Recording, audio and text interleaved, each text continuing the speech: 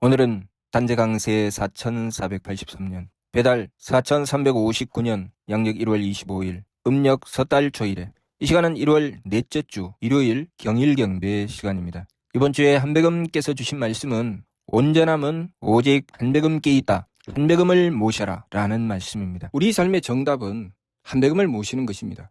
왜냐하면 사람이 향하는 방향은 온전함이기 때문이죠. 하나님께서 성령정을 베풀어 주시고 우리에게 주장하신 것은 인전지입니다.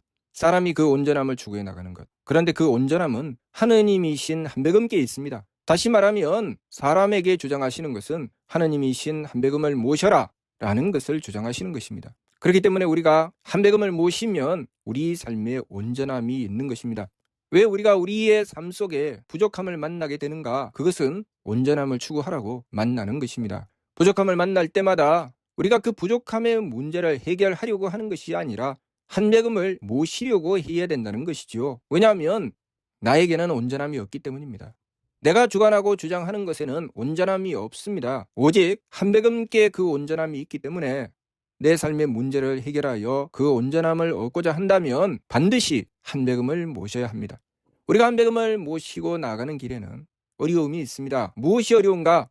성기원도 절친견. 하나님은 소리와 기운이 없으십니다. 우리가 우리의 눈으로 한배금을 볼 수 없고 귀로 들을 수 없고 한배금께서 어찌하시는지 알 수가 없습니다. 그래서 우리가 한배금을 모시고 원도하여도 내가 한배금께 원도 드린 것이 통했는지 안 통했는지, 한배금께서 내가 원도하는 것을 들어주시는지 들어주시지 않는지 알 수가 없습니다. 언제 아느냐? 그 일이 이루어지는 결과를 보고 압니다. 이때에 우리가 순진하고 착하지 않으면 도무지 알 수가 없습니다. 왜냐하면 하느님은 모습 없이 모습하시고 말씀 없이 말씀하시며 함이 없이 행하시기 때문에 내가 한배금을 모시고 원도하여 얻은 결과를 내가 했다라고 생각하게 되어 있습니다. 분명히 내가 한배금을 모시고 원도하여 얻은 결과와 내 마음대로 행한 결과는 다른데도 불구하고 하나님의 모습을 우리 눈으로 볼 수 없고 하나님의 말씀을 우리 귀로 들을 수가 없고 하나님께서 어떻게 하시는지 도무지 내가 알 수가 없기 때문에 내가 한배금께 원도하여도 그것이 되는 것인지 안 되는 것인지 마치 물맛처럼 짜지도 달지도 않은 것처럼 느껴질 뿐입니다. 그러나 결과는 완전히 다릅니다.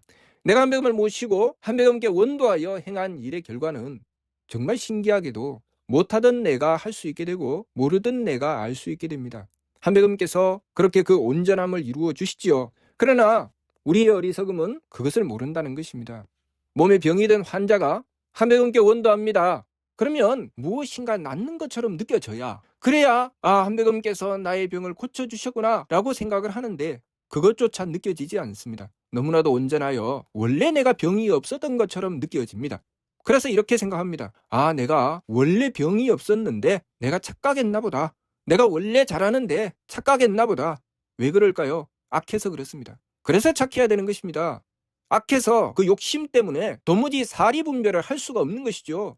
욕심이 많은 자는 자기를 보지 않습니다. 상대를 보고 남의 떡에 욕심을 내죠. 그 심보를 가지고는 하느님을 도무지 알아볼 수가 없습니다. 나를 보아야 되죠. 내가 한배금께 원도할 때와 원도하지 않을 때는 내가 달라집니다. 내가 하는 짓도 바뀌고 내 마음도 바뀌고 나의 행동도 바뀌지만 내 것을 보지 않고 남의 떡만 보는 자는 도무지 알 수가 없습니다. 왜냐하면 하느님께서 나타나셔서 만일 내 이놈 네가 어찌 감히 나에게 불경하느냐, 그래서 조금만 잘못하여도 벼락을 내리치고 온몸이 비비 틀리며 꼬이고 고통을 받으면 아이고 분명히 한배금께서 계시는구나 이렇게 생각을 할 텐데, 한배금께서는 온전하시어 그냥 원래 있던 것처럼, 원래 아무 병이 없던 것처럼, 원래 내가 잘하던 것처럼 그렇게 일을 이루어 주시기 때문에 도무지 알 수가 없는 것입니다.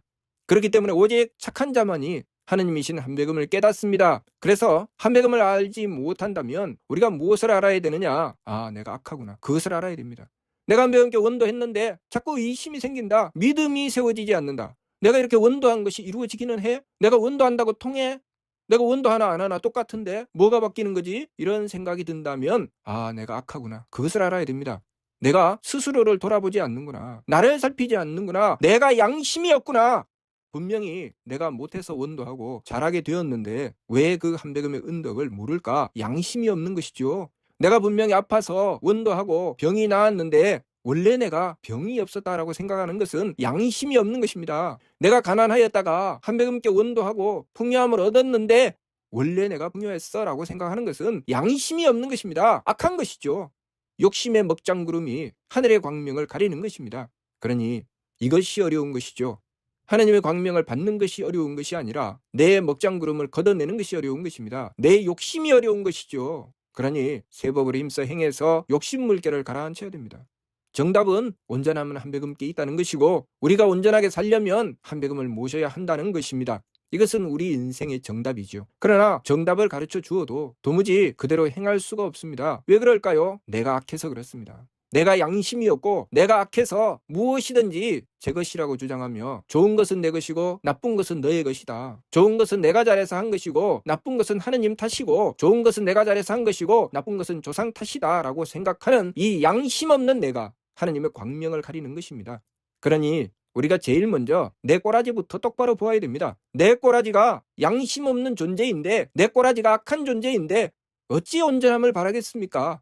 온전할 수가 없죠. 그러니 원도 이외 기재 원도로서 먼저 그 죄부터 뉘우쳐 빌어야 됩니다. 내가 한백음을 모시고자 하고 항상 한백음을 모셔서 한백음께서 늘 함께 하시는 삶을 이루어 나가고자 하는 내가 있다면 내가 착한 것이죠. 그런데 내가 한백음을 모시고자 해도 때때로 의심이 되고 도대체 이렇게 해서 뭐가 되기는 되나 그런 생각이 들고 내가 원도와 정성이 잘 들여지지 않는다. 그러면 내가 알아야 됩니다.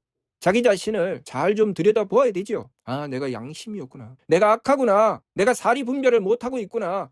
사람이 도리가 있어야 되고 경의가 있어야 됩니다.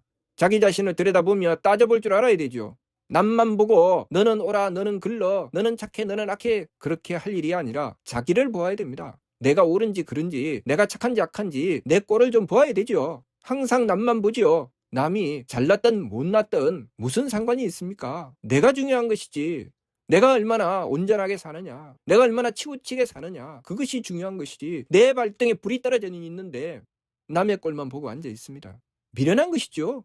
우리가 미련하게 살지 않으려면, 지혜롭게 살려면, 풍요하고 덕스럽게 살려면, 온전한 삶을 이루려면 내 것은 내려놓고 오직 한백음을 모셔야 됩니다. 온전함은 한백음께 있기 때문에 내가 한백음을 모시는 동안은 내 삶이 온전할 것이고 내가 한백음을 모시지 못하면 내 삶은 온전하지 않습니다. 어디가 고장나도 고장내게 되어 있습니다.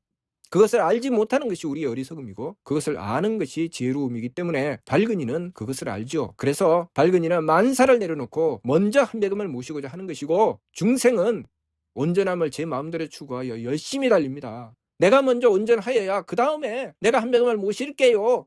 어리석은 것이죠. 어두운 것입니다. 그것이 중생과 발근이의 차이입니다. 발근이가 지혜롭지요.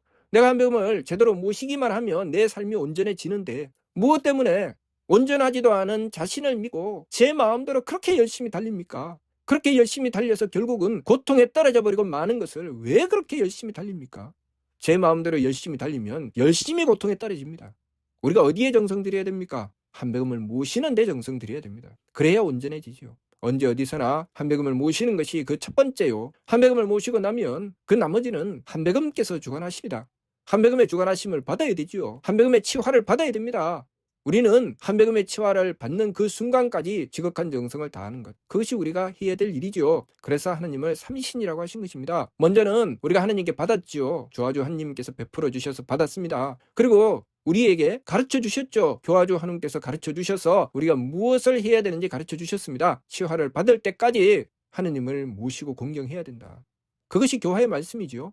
그 교화의 말씀을 받들고 순종하면 치화주이신 한검께서 치화하여 다스려 주시니 우리의 삶이 온전해지는 것입니다. 그래서 신사기 치화기를 보면 한백음께서 치화하여 주시니 모든 것이 온전해진다는 것을 분명히 밝혀주셨습니다. 우리가 한백음을 모시고 그 온전한 삶을 얻는 세상, 그것이 배달나라입니다. 우리가 그토록 떠드는 홍익인간 이화세계는 내가 온전하신 한백음을 모시지 않으면 이루어지지 않는 세계입니다.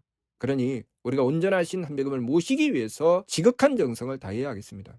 악하고 양심이 없으면 한백음을 모실 수 없습니다. 왜냐하면 제 꼴을 보지 못하기 때문이죠. 그러나 착하고 선량하며 정직하면 자신을 똑바로 들여다보고 한백음께 감사하며 자신의 죄를 뉘우쳐 빌고 오직 한백음을 모시고자 하는 것입니다. 이번 주 말씀, 온전하면 오직 한백음 깨있다. 한백음을 모셔라. 이 말씀 명심하고 한백음을 모셔야 삽니다. 한백음을 모시는 것에 살 길이 열리니 오직 한백음을 모시고자 해야 하겠습니다. 무슨 뜻인지 이해가 됩니까?